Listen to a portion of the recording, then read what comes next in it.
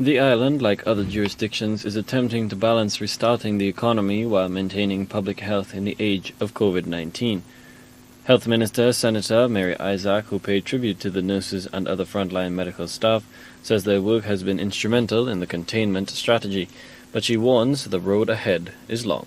We have been able to contain the virus because of the hard work of our medical practitioners, our doctors, and our nurses. We right now have only one case that we can say may still be infected. All our other 17 cases, they have been treated and they have been nursed back to health. So our success story in Saint Lucia is that our medical practitioners are able to treat the virus, although there is no vaccine. Whatever it is that they are doing, it is working. That is not to say we are out of the woods.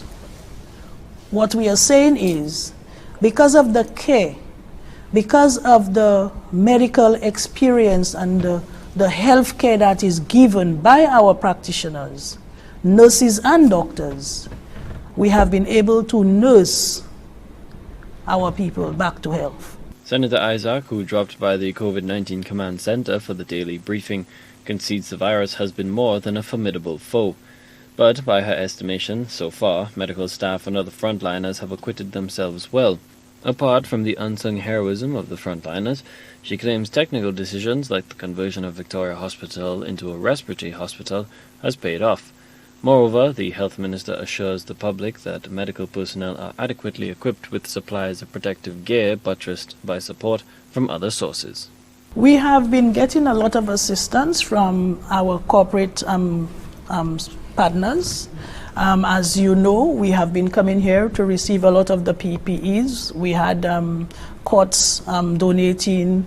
We had the Taiwanese government.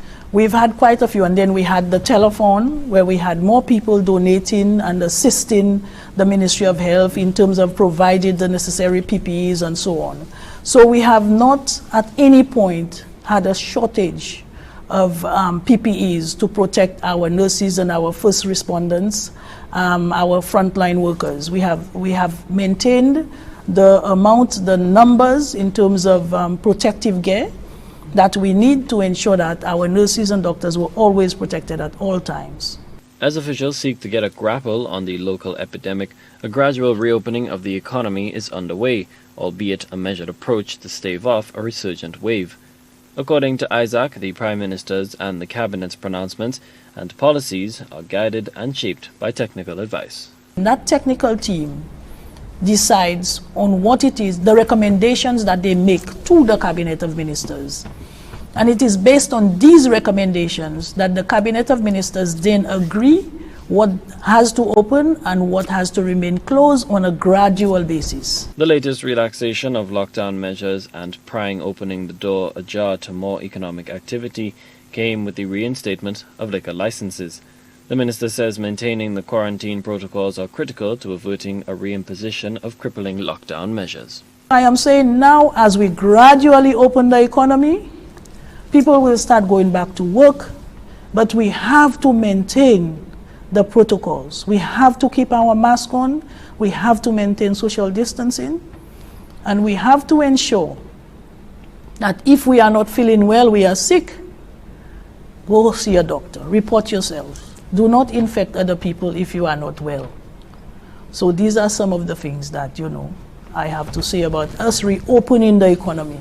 Reopening the economy depends on how the people behave and whether we do not get any additional cases, because if this thing starts to recur, we are going to have to start stepping back. And the whole country, we don't want that. There is no simple answer to getting the economy back online. Jurisdictions around the world which are emerging from the mass lockdowns are proceeding cautiously as the possibility of a more deadly second wave continues to loom large. Colby DeVoe, HTS News Force.